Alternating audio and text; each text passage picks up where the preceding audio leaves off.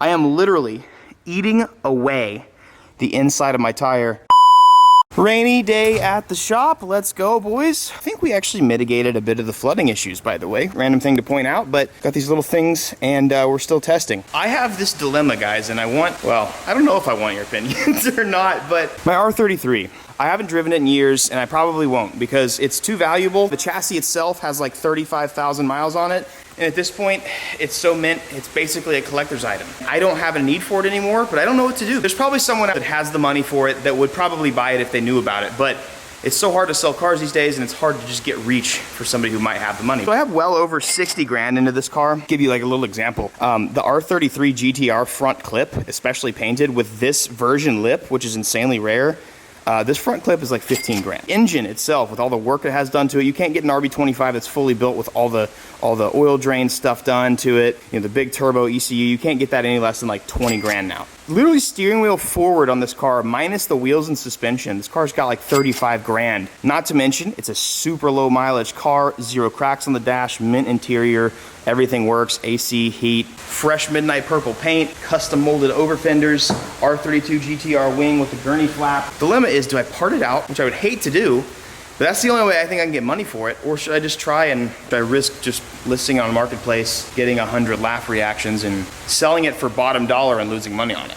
Either way, the car's gotta go. I need some money for helping with the 370Z build and to fund all the other stuff in the garage. If I can sell my 2JZ and V160, I'd love to continue this build, but I'm kind of tapped out with the budget. I don't say that in a bad way. I'm spending it on what I'm legitimately enjoying, which is drifting. And so all of my budget is going towards drifting, and especially to the pro car. I think I've already spent like 50 to 60 grand on the pro car. So if I get rid of this car, then it would recuperate me back to where I was, and I could continue doing all the stuff. Too many cars, too many projects. I still need to finish that, but that's gonna be very expensive.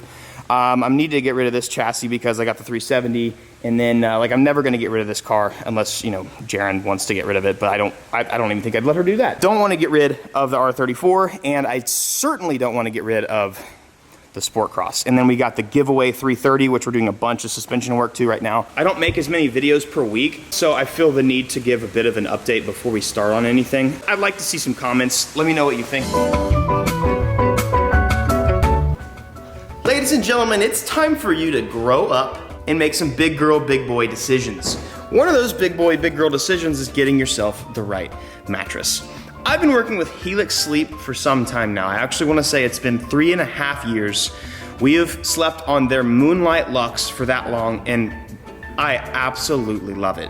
What's also cool is I know that a lot of you guys have switched over to Helix Sleep, and you absolutely love their mattresses too. I've heard nothing but good things from you guys, and that makes me so happy. Because everybody's different, not everybody has the same sleep needs. What's cool about Helix Sleep is they offer a quiz for you to take online to help you get the best possible mattress for your body, whether you sleep on your back, your side, you name it. However you sleep or however you like, they've got a mattress for you. Once you take that quiz and figure out exactly what mattress you need, you buy the mattress and they ship it to you if you're in the US free of charge. It shows up at your door, and all you gotta do is unbox it. It literally just poof, inflates, and it's ready to go. They also offer a 100-night sleep trial to where if for some reason you don't like it, which is not gonna happen, you can get all of your money back guaranteed. They also have a 10-year warranty and flexible payment plans. They also have other sleep goodies like pillows, blankets, cooling mats, you name it. So just go check out their site. In short, Helix Sleep is premium mattresses customized to your needs, conveniently shipped to your door. I do have a special offer for you. If you go to helixsleep.com/EvanShanks, I can save you guys 20% off. But take care of yourself and sleep better, because a good night of sleep can make or break your day. Thank you so much to Helix Sleep for sponsoring. Now let's go back to the video. I've got a really cool package from Poland today. We're putting the car under the knife to do a lot of things. I have a couple problems with this car in particular, and this is a problem with E46s in specific. I like my cars insanely gripped up, and I drive very aggressively, which means I want to run a wider tire, and I value wheel fitment. I think wheel fitment is just as important, if not more important, than the wheel choice itself. Your wheel choice proves how much money you have. Your wheel fitment, I think, shows a little bit more about the style, and that's why I think it's so important. For this one, I'm gonna show you some stuff. Try not to cringe, okay? So right now, I'm having to run negative camber.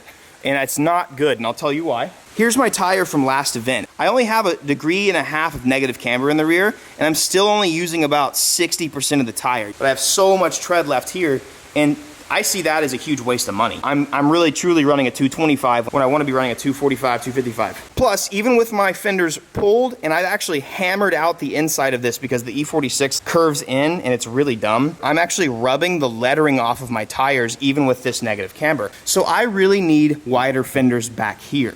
I absolutely need wider fenders in the front. And this is kind of sketch. Don't judge me.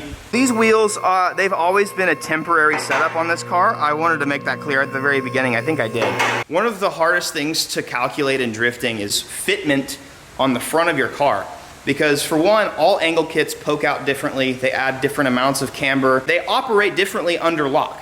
It's really hard to kind of judge what size front you need. You really want the widest front fender you can on a drift car because you never at any point want any binding with your wheel or tire, and I'll show you exactly why right now. You guys are gonna cringe at this. This is what binding has done. I'm shocked that this Heritage wheel has held air. First off, I have 3 cracks on the wheel, not because I've like hit any potholes or anything, but because at full lock, I smack this right here. So I need a lower offset wheel, but I can't do that with these stock fenders. Also, look at my tire. I am literally eating away the inside of my tire because I just go lock to lock in this car. Like the way I drive, I'm fully pinned and I just send it. This tire's done regardless of how much tread it has left. Like look, crack there, there's a crack up here somewhere. Oh yeah, there's another one. Huge crack right there. Only way to prevent that binding from not happening anymore is to get a lower offset wheel or to run a bigger spacer. Now the problem with that is this fender is as pulled and as maxed out as it can possibly be. So I need a wider front fender. We're gonna be working with Fitment Industries and I'm gonna be getting some sick real wheels on the car. This car's gonna look absolutely insane. Supercharged, wider body, good fitment, sick JDM wheels. It's gonna be sick. And I love the Euro guys that get so pressed about doing the JDM styling on this car. It's fine, I'm sliding it, you're not, shut up. These are for my friends at K2, but these are my fenders and I'm super excited about it because it's gonna pretty much solve all of the issues that I just said.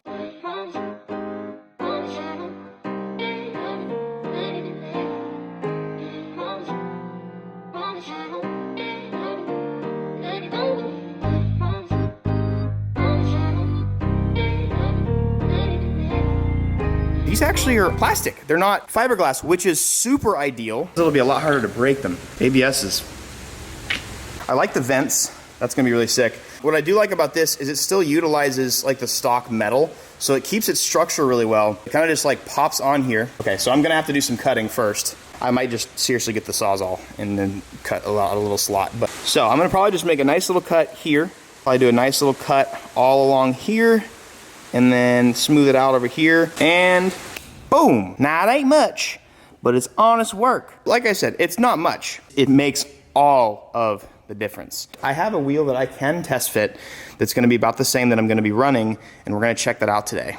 All right, we got both of the sides on and temporarily mounted with Cleco pins. I wanna clarify that this car's not gonna be one of those wide body boosted bagged cars that you see on YouTube that just never get driven. The ultimate point of this car is just to be a seat time machine and a party car. This is a dedicated drift car, dedicated race car. All the stuff that's being done to it is purely functional, but it also has form in mind. I want it to look super good. Fronts I'm gonna be using are gonna be the same spec as this. I'm gonna test these real quick on the front of the car and see how it looks.